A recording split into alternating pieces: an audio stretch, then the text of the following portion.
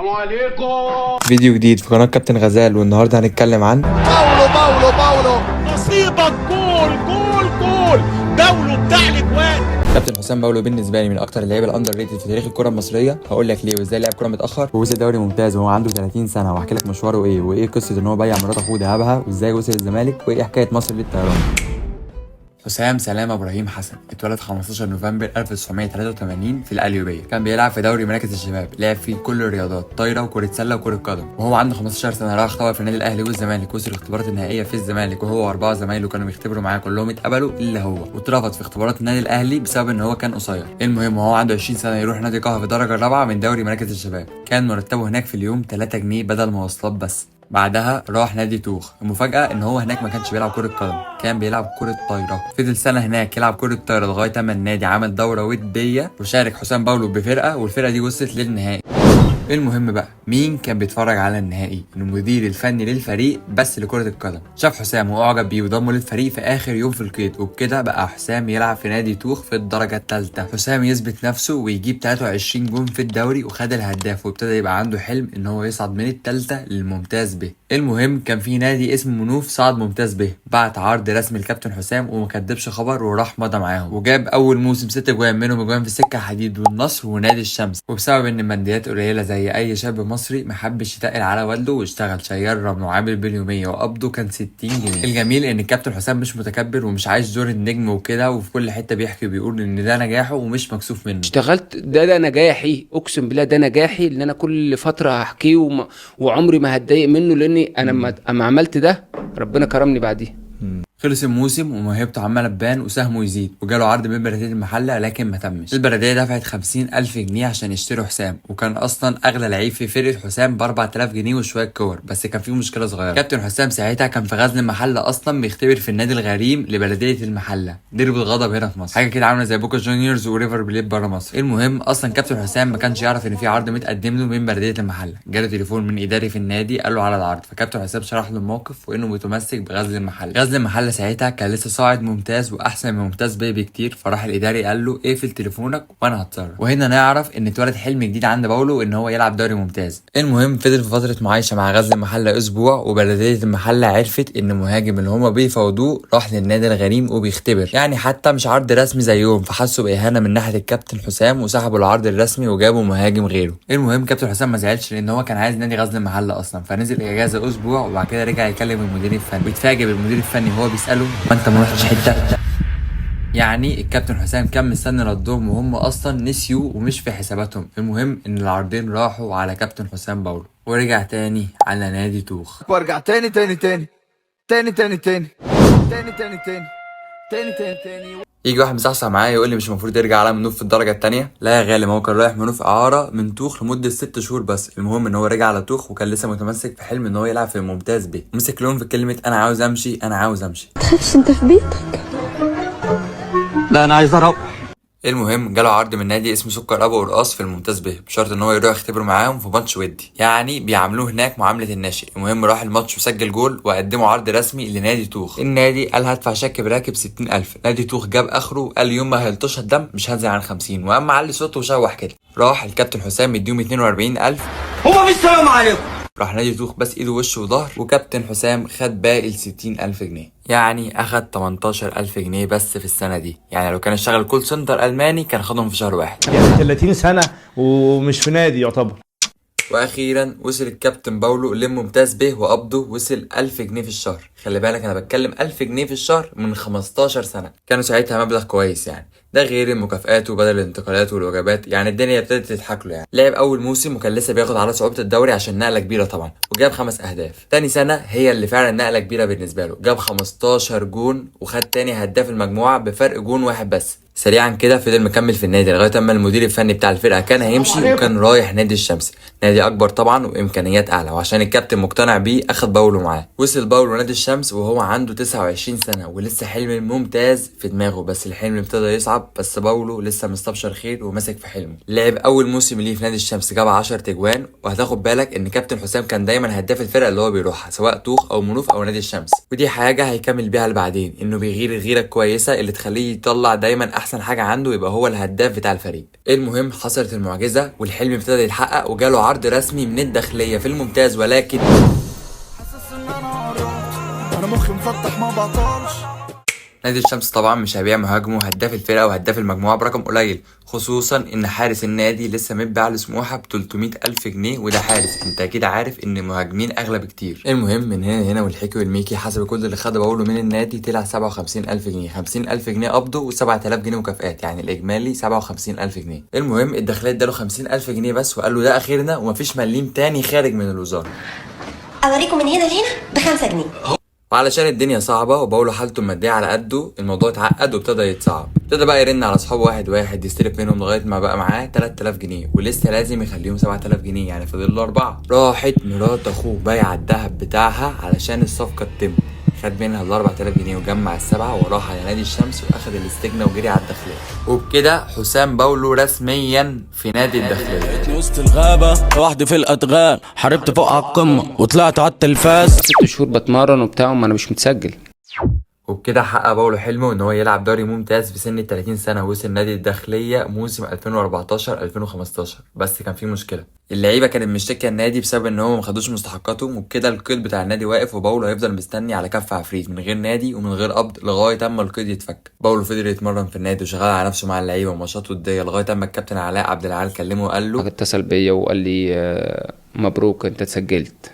مش عارف بقى فهمت انا مصدوم ولا انا بحلم. ويشارك حسام اول مباراه ليه ضد انبي في شهر 1. اول موسم مشاركاته كانت قليله بسبب ان هو مش مشارك مع الفريق من اول الموسم ولسه ما خدش حساسيه الماتشات، برغم كده جاب 6 جوان والدنيا ابتدت تمشي معاه، وقبضه بعد ما كان 3 جنيه في اليوم بقى يقبض 250,000 جنيه في الموسم. بس الكابتن حسام بقى عنده حلم جديد. كنت موهوب وعايز فرصة مستنيها زي موظف كان مستني سهم البورصة بس. السنه التانية تبتدي وكابتن حسام باولو يشتغل على نفسه ويجيب 23 جون، منهم 20 جون في الدوري و3 في الكاس. بالمناسبه ده معدل كبير قوي لفيرود بيلعب في الداخليه اللي هي اصلا بتنافس على الهجوم، هم اصلا في الماتش بيروحوا هجمتين 3.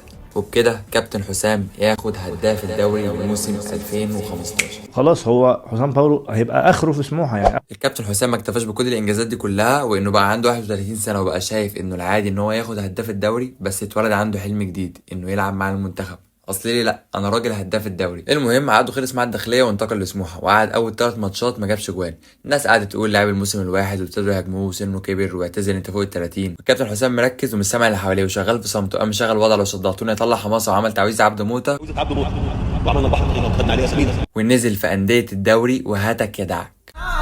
لو صدعتوني هطلع حماسة، اللي مخلص الباقة، اللي مولع الدنيا، اللي مفجر الطاقة. وليه الموسم الثاني كابتن حسام باولو هداف الدوري ب 17 هدف. ولا انا بحلم. ففي حاجات كده بتحصل لك كده معقوله. وكمان كابتن حسام كان زعلان لانه كان شايف ان هو ممكن يحط 10 تجوان كمان ولا حاجه وضاعوا منه. استحق الهزيمه، احنا مش رجاله النهارده عشان كده خسرنا ونخسر 2 و3 و4 و5. احنا لو لعيبه رجاله هنكسب في الملعب. ده غير انه جاب اسرع هدف في تاريخ الدوري المصري في الثانيه 11 ضد النادي المصري. شاشة نايل سبورت في كل مكان، السلام عليكم ورحمة الله وبركاته. وهدف في الثانية 12 لحسام باولو. نقلت من الداخليه لسموحه، كنت بفكر وانا في سموحه الليفل تاني. الموسم يخلص وباولو اثبت ان هو هداف تقيل والموضوع مش حظ، بس الناس قالت خلاص هو اخره كده وقصه حلوه فيفاجئهم باولو بيه. فرج عامر رئيس نادي سموحه قال انه توصل لاتفاق نهائي مع نادي الزمالك لانتقال حسام باولو مهاجم الفريق السكندري للقلعه البيضاء على سبيل البيع النهائي. ان شاء الله باذن الله افنش هداف الدوري، باذن الله هيجي لي المنتخب باذن الله لما اخد هداف الدوري. ده واحد يعني لافف لما طلع عينه، تخيل انت لما توديه منتخب مصر هيبقى عامل ازاي؟ زي بقول وليد الحال نفسها ده كفايه دفعه بس انا رايح منتخب مصر دي بالنسبه له ده يكسر الدنيا. حلم الكابتن حسام اتحقق والاول مره في سن ال 32 سنه كابتن حسام في قائمه منتخب مصر. كابتن حسام بيحكي وبيقول انه ما كانش مصدق نفسه والاجواء اللي حواليه والمدرج ما فيهوش كرسي فاضي واسم مصر بيهز الاستاد.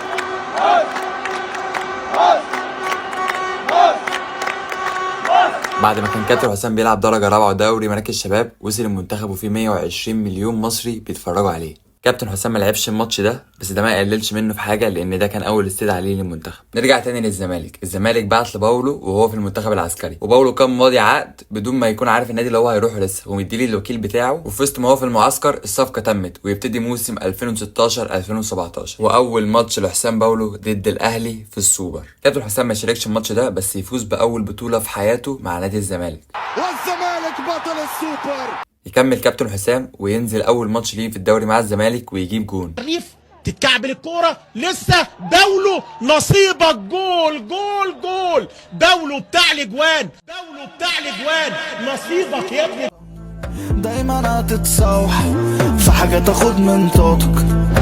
للاسف المدير الفني اتغير وجاي الفاشل ايناسيو، واول ماتش ليه قعد هداف الدوري اللي سهمه طالع بره السكور وبدون سبب واضح، وفضل مكمل بره السكور، ولا مؤاخذه كده سهمه نزل. عامه فكره ان باولو يقعد دكه دي ما كانتش من المدرب، والحوار كله كان ماشي من تحت الترابيزه عشان لعيبه ثانيه. المهم زي ما متعودين باولو مش بيستسلم، وحس ان هو ملوش دور في نادي الزمالك تاني، فخرج راح اعاره لنادي الاتحاد 6 شهور، جاب فيهم جون واحد بس. بعد كده راح المقاولين 6 شهور وجاب فيهم جونين. بعد كده رجع على بيته الداخليه ومستواه يرجع تاني وجاب 12 جون. وبعدها راح على طلائع الجيش، وبعد قصه قويه في الممتاز نزل تاني الممتاز ب وهو عنده 37 سنه مع فريق الترسانه. بعدها راح نادي بايونيرز وخد هداف المجموعه بحري في سن ال 37 سنه. بعدها قعد يتنقل في الانديه ويتشبح، وحاليا هو بدون نادي. طبعا هتفتكر ان خلاص كابتن حسام هيبطل كوره، ولكن باولو لسه عنده حلمين، وحد في شخصيه باولو ما بيقفش غير لما يوصل اللي هو عايزه. نزلت ممتاز ب، انا هتعب عشان اطلع فوق تاني اصلا.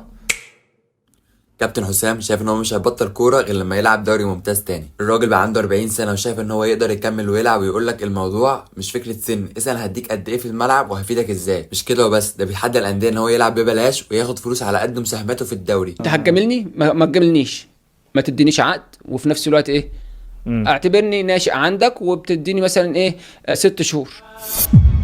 ما تبطلش ابدا طموح، روح مطرح ما حلمك يروح. الكرة الشاطئية لعبة بتحتاج مجهود كبير، لياقة ومرونة، من الآخر بتحتاج لعيبة شباب. فكابتن حسام هتقدر عليها؟ كابتن حسام ما اكتفاش ان هو اخد هداف الدوري موسمين، لا ده راح لعب مع المنتخب ماتشين وديين ضد السعودية. أول ماتش جاب 4 تجوان، وتاني ماتش جاب 3، يعني 7 تجوان في أول ماتشين ليه في الكرة الشاطئية. بعدها لعب بطولة أفريقيا ووصل النهائي ضد السنغال، وخسروا في آخر دقيقة بعد ما كان المنتخب المصري متقدم.